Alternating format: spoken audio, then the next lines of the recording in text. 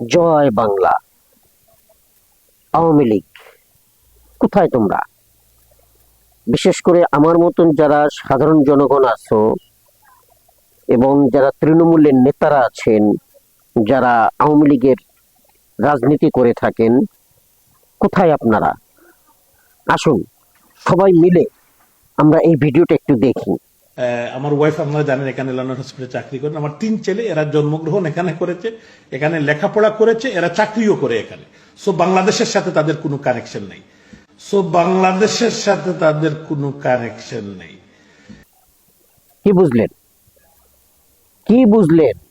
আওয়ামী লীগের ভাইয়েরা সাবধান হয়ে যান, এখনো সতর্ক হন, নিজেদের বুদ্ধি জ্ঞানকে প্রসারিত করুন, বুঝতে শিখুন, বুঝতে চেষ্টা করুন। তা না হলে এইগুলো দেখে অন্তত শেখার চেষ্টা করুন। আপনাদের যারা নেতারা আছে তারা কি করতেছে? তারা নিজেদের আখের গুছিয়ে নিচ্ছে। তারা এই রাজনীতির উচ্চ পদে আসীন হয়ে তাদের পরিবারকে সেফ জায়গায় এক্সিট করতেছে, কিন্তু কাদের পয়সায়? আপনার আমার পয়সায়। তাদের ছেলেমেয়েরা লেখাপড়া করে বাহিরের দেশে, ভালো ভালো স্কুল কলেজে, ভালো ভালো পদে আসীন হবার জন্য উচ্চ শিক্ষিত হয়ে তারা উচ্চ আসন গ্রহণ করে। আর এই সবই করে আপনাদের মতন তৃণমূলের যারা নেতা আছেন তাদের ঘাড়ের উপরে পা রেখে। এভাবে আর কতদিন তাদেরকে এগিয়ে রাখবেন? কি ফায়দা আপনাদের?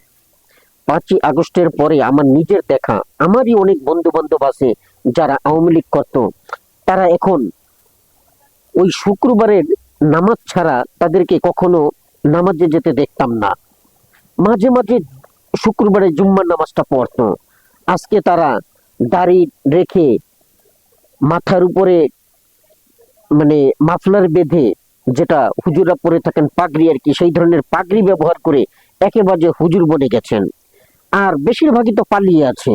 এমনকি ওয়ার্ডের যারা নেতা ছিল সেই সমস্ত নেতারাও আজ পালিয়ে বেড়াচ্ছে, নিজেদের বাড়ি ঘরে আসতে পারতেছে না। তারা এহেন ভয়ের কারণে তাদের জীবন আজকে দুর্বিষহ হয়ে গেছে। না তারা বিদেশে যেতে পারতেছে, না তারা দেশেও কোথাও থাকতে পারতেছে। হয়তো দেশে কোথাও কারো কাছে আশ্রয় নিয়েছে, কিন্তু সেখানেও নিজের যত জমানো পুঞ্জীভূত টাকা আছে তা দিয়ে তাদেরকে তারপর তারা জীবনের একটা সিউরিটি পেয়ে সেখানে অবস্থান করতেছে, কিছুটা সেফ ভাবে তারা অবস্থান করতেছে। আর কারা দিতেছে এই সেফ? এই বিএনপির মতন লোকেরাই, যারা আজকে বলে যে আমরা থাকতে আপনাদের কোনো চিন্তার কারণ নেই, আপনাদের মামলা তুলে নেব, আপনাদেরকে সেফ ভাবে থাকার ব্যবস্থা সব আমরা করে দিব। কিন্তু একবারও কি ভেবে দেখেছেন কেন তারা আপনাদের জন্য এগুলো করবে? শুধুমাত্র তাদেরই স্বার্থ চরিতার্থ করার জন্য। এমনি এমনিতে করবে না, এখন করবে আপনাদের ভোটের জন্য, ভোটের সাথে সাথে আপনাদের কাছ থেকে টাকাও নেবে। কিন্তু এইভাবে আর কতদিন বাঁচবেন? এইভাবে আপনি রাজনীতি করতে গিয়ে নিজের জীবনটাকে তো বিসর্জন করেছেনই, উপরন্তু আপনার সন্তানদের জীবনটাকেও বিসর্জন দিয়েছেন, তাদের জীবনটাকে নষ্ট করেছেন। আর এই জীবনটা নষ্ট করার জন্য আপনি দায়ী, পিতা হিসাবে আপনি দায়ী আপনার সন্তানের জন্য। অথচ তারা তাদের সন্তানকে ঠিকই পড়ালেখা করাচ্ছে। তারা গর্ব সহকারে বলতেছে যে বাংলাদেশের সাথে আমার সন্তানের কোনো কানেকশন নেই। চিন্তা করে দেখেন তাহলে, এই সমস্ত নেতারা বিদেশে গিয়ে 360টা বাড়ি করে, আজকে তারা সেফ ভাবে জীবন ধারণ করতেছে। আর তারা সেখান থেকে বসে বসে আপনাদেরকে লকডাউনের ঘোষণা দেয় এবং সেই লকডাউন কার্যকর করার জন্য আপনাদেরকে তাগিদ দেয়। আর আপনারা সেটা বাস্তবায়ন করার জন্য নিজের জীবনকে বিসর্জন দিয়ে উঠে পড়ে লেগে যান। ভাইয়েরা, এখন বাংলাদেশে যত আওয়ামী লীগের এই তৃণমূলের নেতারা আছেন, বিশেষ করে যত নেতারাই আছেন না কেন, একটু বুঝতে চেষ্টা করুন।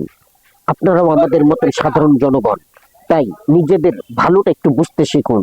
এভাবে নিজেদের জীবনকে নষ্ট করবেন না, এদের পিছনে ঘুরে কোনো লাভ নেই। বরঞ্চ নিজের জন্য চিন্তা ভাবনা করুন, নিজের পরিবারকে সত্যিকার অর্থে শিক্ষা দেবার চেষ্টা করুন, যাতে তারা এরকম উচ্চ আসনে আসীন হতে পারে। ধন্যবাদ। আসসালামু আলাইকুম।